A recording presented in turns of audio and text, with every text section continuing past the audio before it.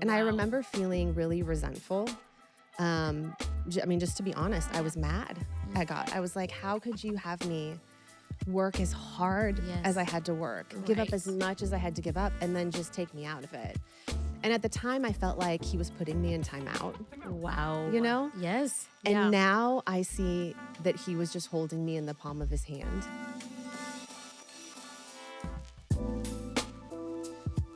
Hello, ladies. Welcome to the Girls Podcast. So glad you're joining us. And you need to know and you need to meet the woman that I'm sitting next to today.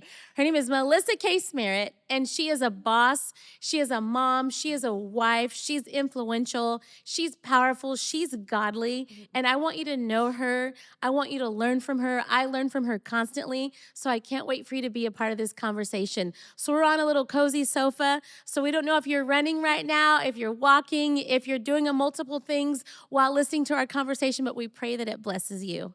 Hi, love. Hello. Welcome to the podcast. I'm so excited to be here. We could not wait. The whole team was buzzing because you are known around here as you're just such a Renaissance woman. Oh, goodness. You are. I love to honor any person that I get to be across from. But not only are you beautiful, you're brilliant. You're an incredible mama, an amazing wife. You're a leader. You're a strength. You're an influencer. You help us all know and remember that we can be better, that God has a plan for our life, but that we don't have to settle. And even though you are so brilliant, you have this humility about you and authenticity. You're so approachable, and you wash people's feet with your words. And any chance you get, I see you speaking life, not just to your family, but you'll catch me and you'll say, Oneka, and you'll say something so encouraging to me. Or your beautiful girls will leave me a video where I'm in tears because they have that same spirit that you have. And so I'm just so thrilled. And selfishly, I get to have a date with you right now. So how cool is that? Because I missed getting to have fries with you recently. Yes, I know. So this is our fry conversation without our fries. I'm here without for our it. fries. I'm here for it. But before we jump in, I want to do some fun things, some fun little icebreakers. Speaking of fries, what are your favorite types of fries? Because there's truffle fries, there's cheddar fries, there's regular fries. True. And True. Are you particular about your fries? No, deep fried. That's all I need. Okay, I'm not fancy. You put enough salt on there. Yep. I'll eat them from McDonald's if You don't necessary. care. I mean, so you're not a fry. You're not snooty with your fries. No, I mean, I like the snooty fries. Yes, me but too. I'm an equal opportunity fry consumer. Yeah. My big thing with fries is they have to be fresh. Okay. So I'm like a sucker for fries. If they're fresh, they need to be hot. Crispy. So, yes, and ready. Yes. Not the kind that have sat under the hot lamp for 2 hours. Yes, okay. I feel bad, but if I'm at a restaurant, I will let them know. I'm like, these don't pass the test. These fries, but they're not fresh. And if I'm gonna get down on fries, because I don't have self-control with fries, I'm not like, I'll just have 2 of those and then take a selfie like me with the ketchup posing. That's not me. I go in on my fries, so they need to be good. Yes, here for that. Yes. Well, okay, thank you for that sweet introduction. Well, my husband's like, you're gonna cry, and I already almost lost, so that was very kind. But I just got to say, it's such an honor to be here, and I love you so much. Love you. And God has given me 2 words for my kids in my life, like the kind of wake you up in the middle of the night type words. And the very first one was, I was pregnant with our first, and he said, you need to find a church where she can see herself. Wow. And that's how we found Shoreline, because we wanted her to get to watch someone like you. Oh my gosh. And Judy and Casey and all the incredible women that are here. So I just have to say thank you to you and for your leadership. I'm forever wrecked that my little girls get to watch you, and we have videos from them little, pretending to be you, preaching or pretending to be Rachel singing, and it's just we're so blessed to be in a house where there's no cap on the ways in which God can use all the people. So oh my goodness. I'm very grateful for you. So Love thank you. You're about to make me ugly cry because your girls have my heart. But I'm going to skip past all of that so that I don't Lose it? Yes, lose the farm, lose it all.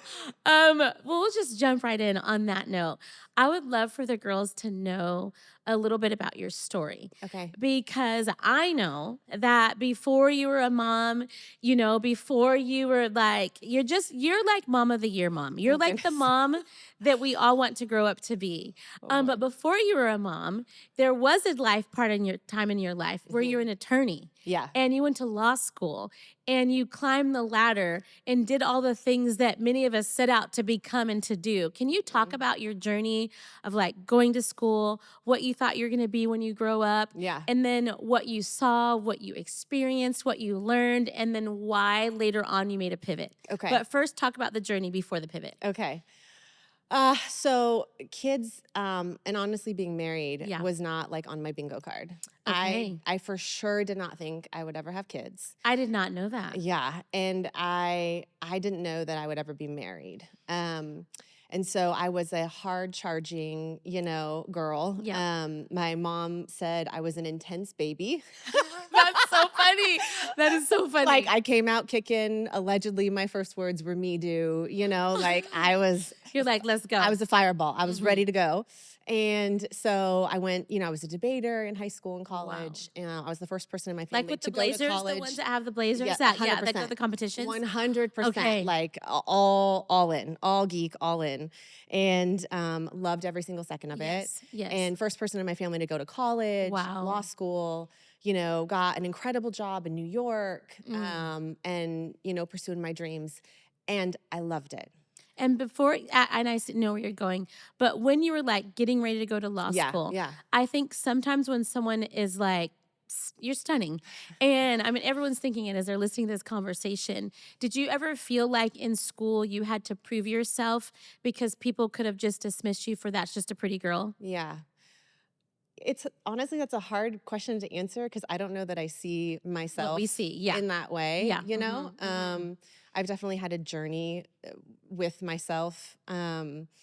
But yes, I think being a woman But yes. in very competitive spaces, Right. like And kind of male spaces, especially very then. much so. I think it's different now for girls who are like, I'm going to be a lawyer. It's different than 20 years ago or yeah. 1000%. Yes. I mean, we were at like round robins after the debate tournaments where they Right. keep like top debaters to stay and you're the only woman there. That- And so learning to play in a man's world Right. was very much a part of my preparation. Yep.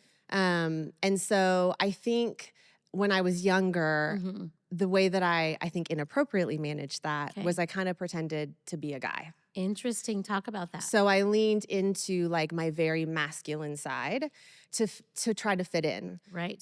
which eventually felt very inauthentic Wow. because I had gone so far Yep. in that direction that I had lost pieces of myself that were very much still part of me. Because yes, I'm strong. Yes. And yeah, I love a good cigar. Let's keep it real. Let's keep it a buck. I do.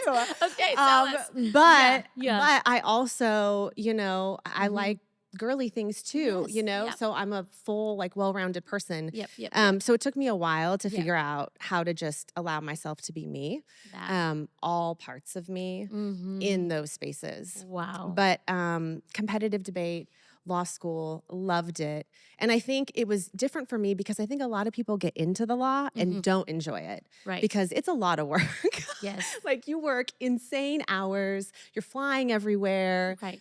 It's incredible. It's so challenging, but I loved it. It was like, when I remember the very first debate round I ever had, I felt like someone turned on the lights inside of me for the first time. Wow. And it was like electric. It was like I had found this thing that I was looking for. I had tapped into gifting that I just didn't know I had.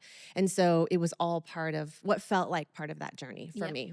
And did you do the type of like when you practice law, were you in a courtroom? Yes. Were you in a corporate office? Like, okay, so would you like I'm like a little kid. So did you like approach the bench? Were you like Yes. were you like your honor? Cross-examining witnesses. And like yes. plaintiff, Yes. all of that jury. Did you ever say like, I'd like to approach the jury? That'd be so Never said that.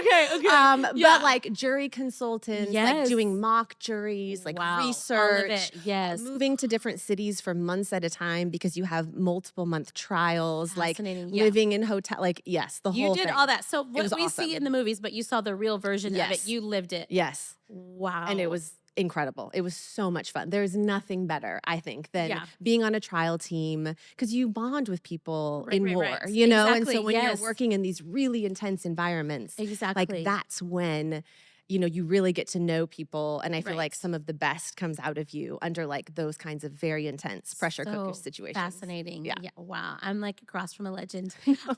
And then so how long did you do that for? And then how did your journey change?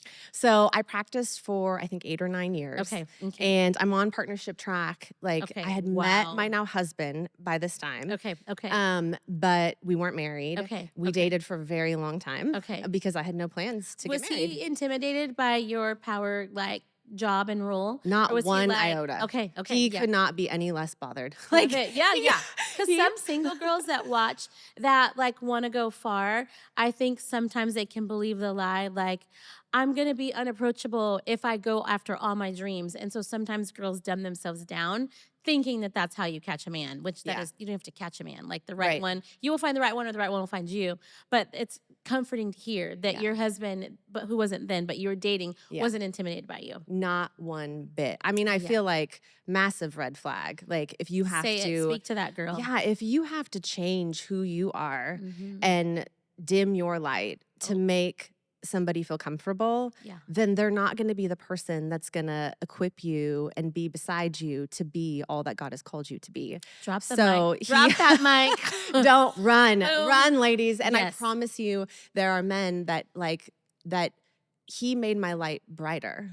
Wow. I mean, meeting Nathan absolutely changed the trajectory of my life. I'm a better person because of him. He believes in me when I don't Wow. believe in me. There have been so many times where he stepped in and been like, no, we're not quitting Wow. here yet. Yep. Like Yep. you can do love this. it. You can do this. He just prayed for me in the car before I walked in. Like he is like my Your ride or die, person. my confident. Love it. He's a bigger fan of me than I am of me. Which you is know? the biggest gift. Yeah. Mhm. So he was a gift That's the from the standard. jump. Yeah. Yeah. Mhm. For sure. I mean, he's a rocket scientist, so it's not like he's And easily he easily literally is, intimidated. girls. She's not just saying that. Like he's a legit rocket scientist. If anyone's going to be intimidated in our relationship, it's me. I love it. I love it. Yeah. Okay, so yeah, he wasn't intimidated. So you were dating. So you were dating. You were a lawyer. Okay, Yeah. keep going. Yeah. The girls My are loving full on this. crazy, Yeah. hyper independent. Okay. I remember one time he came to visit and I had just gotten back from the grocery store. Okay. And I'm doing groceries and he goes to grab a bag and I was like, I've got it. Wow. And I wouldn't even let him help me bring in the groceries because I was so like, I got this. I have to do this Yeah. by myself kind of thing. Mhm. Which comes from, like I lived on my own since I was 16 years old. I had a complex for sure Yep. about needing to take care of myself. Right. And I remember the look on his face like, you are absolutely bananas. Yeah. Like this is Yes. crazy. And so it's been such an interesting journey. And he's been so incredibly patient and kind with me to let me heal Yes. and realize that that's not strength. That's That's not anything remotely close to strength. And isn't it wild how you can grow up thinking, I wish I had help. Mm-hmm. Why do I have to do everything myself and for myself? And then someone comes into your life that God sends that wants to be a help, Yeah. but then we have trouble letting them help us. Yeah. Yes. Yes. Won't allow them. Won't allow them. Yes, exactly. But Yeah. somehow, thank you, Jesus. Yeah, he pushed past that. He Yeah. stayed around. Love I it. don't know why. Yeah, because he loves you. did. Yeah. Yeah. He stayed around through a lot of crazy. And, our relationship looked very different than it does now. Okay. He was working like 9 to 4. He works in government Okay, stuff. yeah. So, and I was working all the time. So Okay. Nathan was like, he was managing our life schedule, getting groceries. Like Wow. that was kind of how our dynamic worked. Yep. Yep. And then all of a sudden, God was like, you're done here with my Wow. work. I was like, And what does that look like when you're like towards the tippity top yeah, and then all of a sudden God stops your life and Yeah. tells you, time out, I have a different plan? yeah, I definitely didn't listen. Okay. I wish Sure. I could say I Yeah, was like obedient. immediately you Yes, fell to your Lord. knees. Yes, Yeah. Lord. Yeah. No, that's not what happened. Yeah. I was like, there's no way that can't be God. Until it was said again and again and again. Wow. And then I was like, okay, that makes zero sense. Like I have debt, Lord. Like, what are you going to Right. do with these student loans, Right, Jesus? right, right, right. Yes, yeah. And I'm happy. Oh, Like, that's I'm really fulfilled. Like, there are lots of other people at my work, God, that would love for you to take them out. Like, wow. can Right, you right, choose right. one of them? Yes, like pick me. Yeah. And but I did it. I was like, okay. And I remember when I told Nathan, he couldn't believe it. He was just So were you like, God told shocked. me Yeah. right now I need to stop practicing law? Hmm. Like, how did you Yeah. bring it to I him? was like, I really feel like he has something else in store. I have no idea what that is. But I feel like I need to get a transitional job Wow. so that I can have some space to figure that out. So I started interviewing. Okay. And I interviewed at a couple places, including some normal law firms, because I don't think I was really ready to Right. say goodbye. Right, right, And right. so I got offers at all the places, and he was convinced. He's like, well, you're clearly going to pick the One of regular these. one. Right, right, And I right. come home and I'm like, all right, I chose this other place. And he was like, just floored. Like, because it's who I was. I'm Yes. Case, the lawyer. Right, right, right, It's right, been my right. identity since I was like 15 years old. Wow. And so he was like, all right, I guess this is what we're doing. And in the year that I worked at this little shop, Yeah. God just radically transformed my heart and started to give me a little bit of a different mission. Wow. But he didn't tell me the whole thing. Okay. So, I mean, I stepped out of that job and went full time into the company that I'm at now Okay. Okay. without any real sense of what I was going to eventually be doing, Wow. which was terrifying. And how do you, because I think it's so easy to find your identity in what you do. Yeah. And find your identity in, because obviously being an attorney and like doing trial, that's very prestigious. Yeah. And then like you said that you were known as like how did you word Case it? the lawyer. Case you the know? lawyer. Yeah. And so I think that there's girls watching that are like, I'm the soccer player, or I'm, the straight A student, the valedictorian who's going to take over my family's business, or I'm known for this, in my company. How could I dare pivot? How do you separate yourself from your title, your occupation, what you're known for, what you've done your whole life, and how do you step out of that and step into something that God has asked you to do without feeling like you're less than? I don't know, because I didn't do it that way. Okay. I should have. Okay. Yes, I think that would be the healthy way. I think what happened is Yeah. I mourned a great loss. Yeah. It was like a death. Wow. Because my identity, I forgot who I was. Wow. And so I think that's part of why he took me on the journey that he took me, because I was so, unbeknownst to me, lost. Wow. Very, very lost. Wow. We were married at this time. Okay. My marriage was a mess. Okay. My priorities were a mess. We were still on the no kids plan. We almost didn't get married because I said, I don't ever want to have kids. Wow. And I was like, but babe, you should. Like, you are fatherhood material. Like, you should not deny the world of your fatherhood. Wow. So I told him, I was like, I think you should marry someone else. And he said no. Wow. Which to this day, like, wrecks my very soul that he would make that choice, Wow. or thinking that he'd be willing to make that choice Yes. for me. And so we were upside down. Okay. Our priorities were off. Yep. Everything was off. Okay. And so it was in this time, in this in-between year, Okay. that's actually when we found Shoreline too, that God really just started to move on my heart.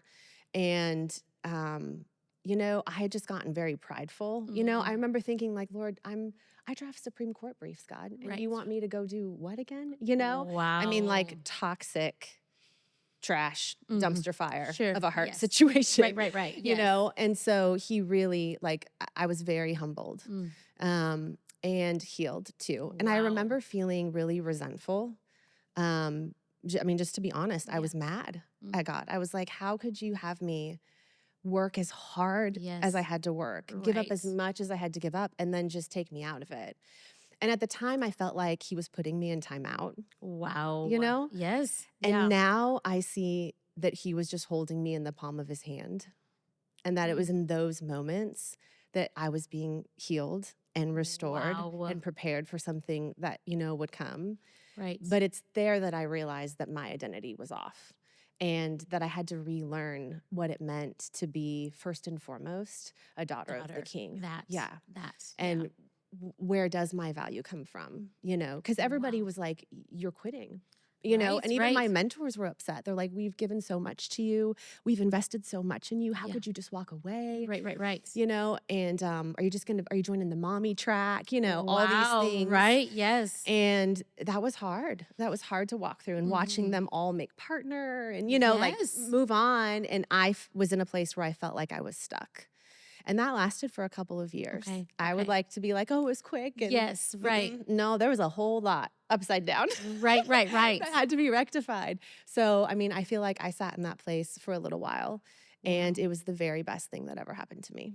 Wow. And I feel like you're the woman that you are today because of those seasons 100%. that you went through. 100%. And so then fast forward us to now, Yeah. where you are you're like I started the conversation, like you're like quintessential mama. Like you're so leaned into your Yeah. babies, and you have this philosophy of how you want to raise your girls. Can you talk about your motherhood journey? Yeah. Because going from a woman who's like, I'm not going to have kids, to now I call you like quintessential mom. Can you talk a little bit about your motherhood journey? Yeah. Yes, I will try. 'Kay. They are the best thing that ever happened to me. There's no question about it. They're amazing. There's nothing I will ever do in this life um,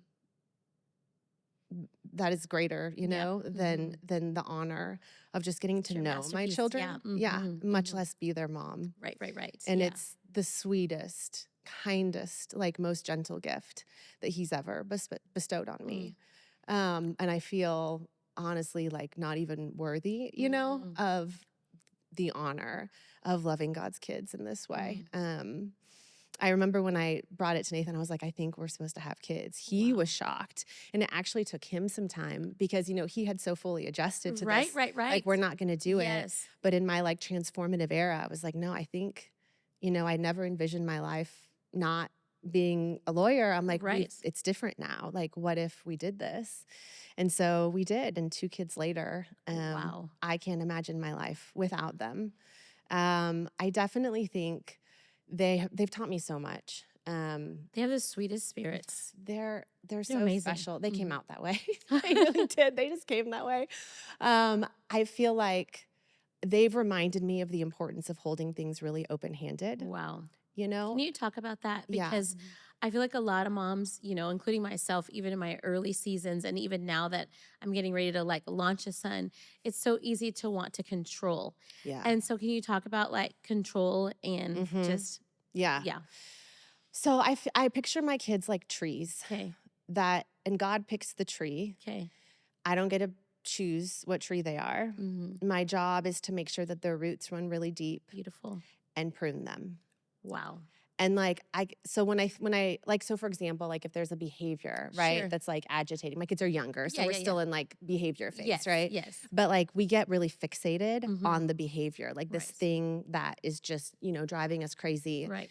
And what I remind myself, like I think I ask the Holy Spirit to like show me, it's just one branch on this tree. Beautiful. Well Right? said. Yeah. And so like show me how this fits in the bigger picture, and show me how to prune it, right? Like not shame it, not destroy No. it, Right, not right, crush right. it, Love it. because there's a purpose most of the time Right, right, right. underneath it, Sure. right? Like, so I have 2 very strong-willed daughters, Yeah, okay? same. Their mama is crazy, so Yeah. the apple doesn't fall far from Yep, the yep, tree. yep. Yes. So I have 2 very strong-willed girls. Yeah, with you. But for example, the word bossy isn't allowed in our home. Oh, I love it. Talk about it. I remember I was called bossy growing up, and Mm. it was like so deeply painful. I remember one time I was at like a 30th birthday party for myself Okay. up in my hometown, Okay. and a little girl of like one of my cousins came up, and she was like, "Oh yeah, my mom said you were the bossy one." Wow. And I literally start crying. I'm 30 years old Wow. in the bathroom crying Oh. over this like random comment, what it revealed to me is how deep the like shame about that Wow. ran Being for me, strong. of being strong. And I think just people not knowing what to do with that, Right. because you're right. just wired this way. You're Mhm. 5 and you walk into a room and you're like, well, I can fix this, Right. Yes. And it comes yeah. from a good place, but you just don't have the skills yet, on how to ring that in. Right, right. And so for me, with my girls, Yeah. I don't ever want them to feel that way, because I know for me, the ramification of that was that there was so many times where I did not step into the leadership God had for me because I Wow. didn't want to be seen as domineering. I didn't want to be seen as bossy. I didn't want to step on people's toes. And so I held back and I edited and I quieted Wow. in spaces that I know I wasn't supposed to. And I don't want that for them. No, not at So all. like, instead of, for example, being Yes. like, hey, stop being bossy, Okay. we'll say, is that what good leadership looks like? I love that language. Stealing it You know, today. is that what Yeah. good leadership looks like? Yeah. So how would that make you feel? Like you're in a Yes. thing with a friend, and I'm like, Yep. is there another way that we could Beautiful. say this? How would you feel? Walk them Yes. through and give them the tools on how to manage the instinct, because the branch is coming from a good place. Right. It right. just needs to be tweaked. Wow. And that's how I think about my kids. And you can't reshape them. They are who they are. Right, Who right, God right. has designed them to be. Yes, yes. Whether some days you like it or not. Right. How How do you help cultivate with your girls to celebrate who they are individually? Because I'm sure as sisters, they have a lot in common, but then they also have certain differences. And I think that same lesson that you share with your little girls is a lesson that girls who are listening with us today, we're called the Girls Podcast, because I think sometimes girls of all ages struggle with, okay, well, I want my hair to be straight when it's curly, or if it's curly, you want it to be, not Something else. curly. Yeah. Yeah. Or this girl seems like she's an amazing chef, and you feel like you always have to heat up things, or this person bounced back after their pregnancy, but you still feel like you're 6 months pregnant when your baby is 8 months old. Yeah. Or this Yeah. person just seems like their marriage is flawless and you feel like you're struggling with your temper. I feel like there's always something to say, this girl has this, I don't have it. But I think we can even learn as little girls how to celebrate our individuality and not stay fixated on, I'm not like this, something's wrong with me. Yeah, the comparison thing is It's real. tricky, and it's very real. Mhm. And it seems stronger for women. I feel know. like Yeah. I don't hear men Right. Yeah. stuck in this doesn't come home stitch. from the gym Yeah. and he's not like, the guy next to me lifted more. Yeah, I his feel less bicep was than. amazing. Exactly. Yeah.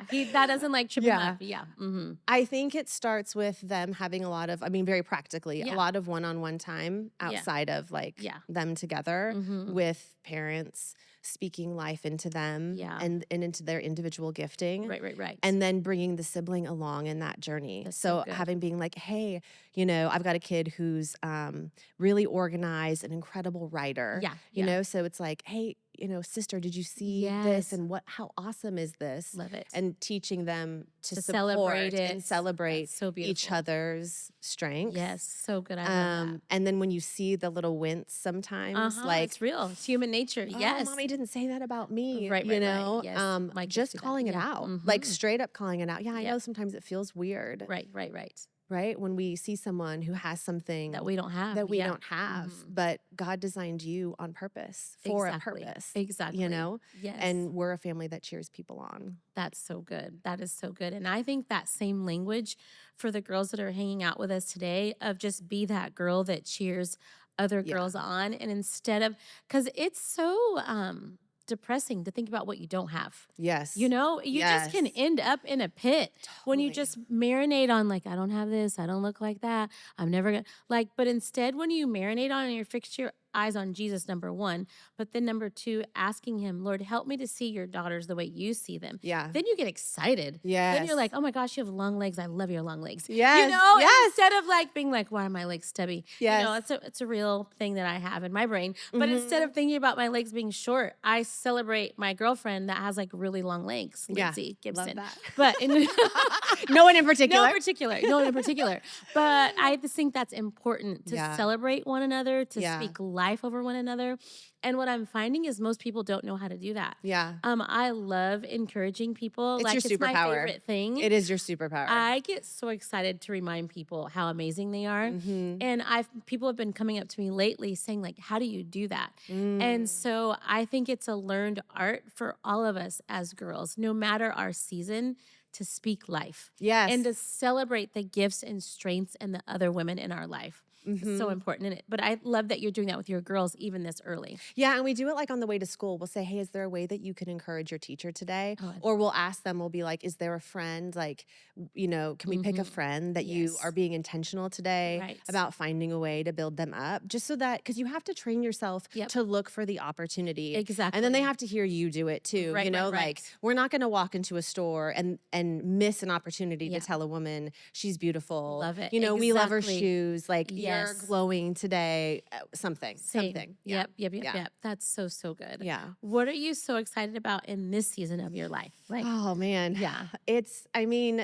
I feel like it's the best. I feel like we've reached just this really You're in a beautiful good sweet stride. spot. Yeah. The kids are great ages, Yes. God's blessed us with just the opportunity to minister to people with, my business. Yes. It ended up being something I never could have dreamed of when I started 8 years ago. Tell the girls about your business. Yeah. Well, when I joined, it was like a traditional finishing school, which was not particularly interesting to me. Right. I was like, okay, etiquette, I guess. And God has just sort of taken it on this incredible journey where I ended up getting a certification in neuroscience. I started learning about certification in neuroscience. Just stop there for a second. Y'all, did you hear that? She said certification in neuroscience. Okay, we'll keep talking. I just need to know if you caught that. Okay, studying casual. What's the why behind why we connect and why we don't. We meet people and sometimes it just clicks. Right. It's easy and the conversation flows. And sometimes it's like, okay, this is I was just talking to a friend about that today. What is that? Like, why is it that some people instantly conversation is so natural? Yeah. And then others, it feels a little bit awkward. Yeah. For lack of a better word. Yes. What is that? And even with the person who's awkward, then with another person, it could feel completely differently, right? Like there's these dynamics between people. Answering that question is that's the heart of what I do. So I study why do we hit or miss and how do we help people hit more often. Yes, right? Because beautiful. I believe firmly that God biologically hardwired us to connect. We need it to not just thrive, but to survive. Beautiful. Baseline. Okay, talk about it. We need that. Our body physically needs other people.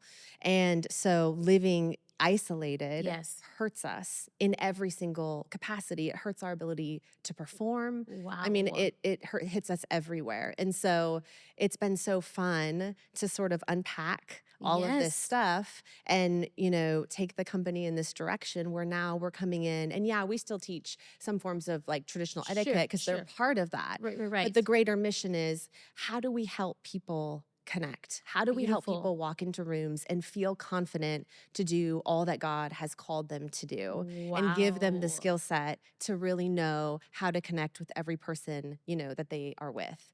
And that's my passion. And I never could have dreamed when I walked, away from the law that I would ever find something that I cared more about. And this is it. That's so powerful. And it's so powerful to equip someone with tools to connect with other people, not just for your for their business, because if you have a business, you have a company, you want to reach more people, you have to learn how to connect with more people, but also just to enrich your life. Because when you're going through storms or when you're going through a tough season, you have to have God, but then other people to grab you by the hand because it helps. It's like the umbrella, the word picture I'm getting. It's like the difference between having an umbrella in a storm versus being in a storm by yourself. There's something about community that gives you that umbrella. It doesn't make the rain go away, but it helps you withstand the rain. Absolutely. And you're giving people tools to be able to connect with other people so that no matter what happens in their life, they feel, because you're stronger. Yes, 100%. But there's something about, why do you think we have to do it by ourselves? I think there's biological reasons neurological reasons for it, right? I think, our brains have this threat reward dynamic, right? So our brains are constantly scanning the environment. We're going to school, girls. We're going to school. Get out your notepads. I apologize in advance if this is the geekiest podcast of all time. I know. I'm loving this. But our brains are constantly scanning the environment, trying to figure out what's going on. And is there something that I should avoid or something I should go towards? And so that threat reward switch is really powerful when we feel threatened. And this happens in a blink. Okay, Okay. this is like Okay. subconscious. Okay.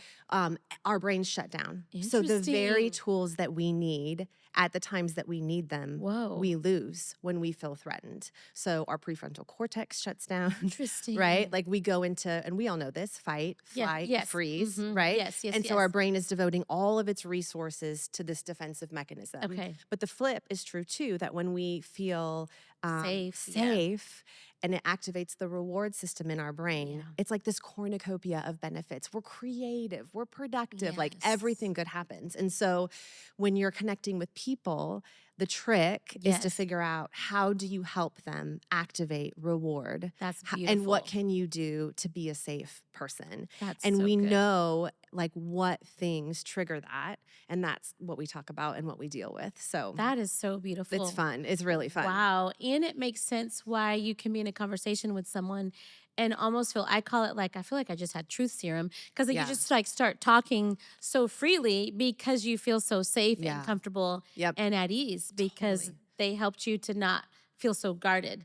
But then when you feel guarded, then you withhold. Wow. Yep. Yeah. And it's like this gateway, you know? So if you can figure out how to flip the switch for people, Yes. then you can help everyone in your world, you know what I mean? Step Yes. into what they're called to do. That's And you beautiful. can change the atmosphere of every single room Say it. that you ever enter. Oh. And so like this is why I'm so passionate about understanding these things. Right. Because that's what helps you with like your first impression. That's what helps Right. with all of those things, is when you get what's going on inside people's, you know, in their brains. Yes. I was talking to Casey Stokes the other day. We went to a Connect group together. And on the drive there, I was telling her how I was having the honor of getting to have a conversation with you on the Girls Podcast. And one of the many things that she said, because we had like a whole brag session about you. Anyone who hears your name, it's constant brag session goodness. because you're that beloved. But she was saying how you said something about, I'm going to mess this up, so you'll have to clean it up. Okay. But something about a first impression, when you have the wrong first impression, it takes a certain number of impressions to reset someone's Mind. impression of Yeah. you. Can you? Yeah. Yeah. It's like the halo versus the horn effect. So you have a Okay. great first impression. You Okay. get like what's called the halo effect. Okay. So when you nail it, then people just sort of, they make very instant judgments about you. Okay. And then everything you do after that, you Okay. kind of get the benefit of the doubt, because we've already made up our mind about you. Yes. But the inverse is true too. It's called the horn effect. So if Okay. you have a bad first impression, Okay. then you're kind of overcoming this bias that people already have, which is like, Interesting. I don't know, Right. don't know, big question mark about this person. Right. Some research says it can take years to really undo Fascinating. a very strong negative first impression. Wow. They're very, very, very powerful, and they're largely visual. So it has a lot to Interesting. do with how you carry yourself, Right. you know, your posture, Yes. all of those things, because before you even speak, the other person's presence. brains has already processed a ton of information. Wow. It's wild. It's very, very wild. Oh my goodness. Yeah, I have a million more questions. We definitely have to have a part 2 because my mind's like going Yeah. in a bunch of different directions. But that is so But you fascinating. intuitively know this. I mean, Onika, Right. this is so much of your gifting. I feel like at the church and just in your life, like you have an intuitive sense, you know, we need a fluffy thing. I wouldn't know this. You know this, but it matters. It actually Right. really does matter. It's, you know, what Shoreline talks about all the time, how we set the table. Right. It has a really big impact. Wow. It helps people feel safe. It helps them feel welcomed, and it puts Wow. them in the position, you know, of being able to connect. And It's we beautiful. are in like a loneliness epidemic. Really are. And it started before COVID. I mean, that's the crazy thing. All the research says that the loneliness statistics skyrocketed before we shut the world down. Wow. And then it got worse. they got worse. Yeah. And so it's just, I just think it's one of the greatest needs of this generation is Yeah. how do we help people figure out how to connect with other people? How do we build friendships? Yes. Healthy ones. Yeah. Yeah, that's mission critical for me. Wow, that's so powerful. What would you say to the person who, because I feel like most of the girls that are a part of this conversation or part of this podcast, they're like sponges and they want to learn, they want to grow, and they're sending this to friends. But I think some of us have friends that had a bad first impression when it came to church. And could have been this church, could have been another church, but that like imprint on them was not a healthy imprint. So now when they like come to Shoreline City or they go to a different church, they have a preconceived idea. So if Earl says something like, "We love you, we've been praying for you," their preconceived idea because of something that happened in a different season of their life is like, how could they love me? They don't know me. And then we find ourselves like, no, we really have prayed. We really do walk the auditorium when there's nobody here. Yeah. And then having to like convince people that like we fought on our knees. We asked Yes. God to give us a picture of you before we even met you, but because of all that same first impression that someone had with another church, then they can give that lens. And I just sense in my spirit that there are people that are listening that are also out of church. Yeah. Because of that. And I just want to know if you could take a minute to look at the camera to just speak life into girls who are nervous about getting back into community. Yeah. Because either their feelings were hurt or they misunderstood an action or unresolved conflict, but I just feel like there's a fight Yeah. to keep people isolated Yep. and not in community. That's and I so just true. want to speak to those who are on the verge. I feel like there's some girls that are on the verge today Yeah. of like getting back into community, Yeah. calling that friend or giving church, even if it's a different church, another try, Yeah. but they're like stuck. And so I just wanted to know if you could just like look at the camera and just Yeah. whatever the Lord puts on your Yeah. heart to say. Say Yeah. to them. Mhm. Okay, well, first I tell you that I love you, and I know exactly how you feel. I've been there. I know what it feels like to be home and feel like I'm alone, and you're not the only one. Yeah. I tell you that there's nothing wrong with you, Beautiful. that the way that you feel is just your body's way of telling you it's time. It's time to pick up the phone and reach out. It's your body's way of saying, hey, man, I miss people. And that's because God designed you that way. He designed you for community. He put that longing on the inside of you, and the devil would like nothing more than to steal that from you. And so I would just encourage you, show up anyway. Show up anyway and pray on the way that God softens your heart, that he softens your heart and gives people a second chance to love on you because they want to. We want to. You are so loved and you are so, so believed in. God has incredible friends, an incredible community in store for you. And really all you have to do is show up and give it some time. Wow. That was holy.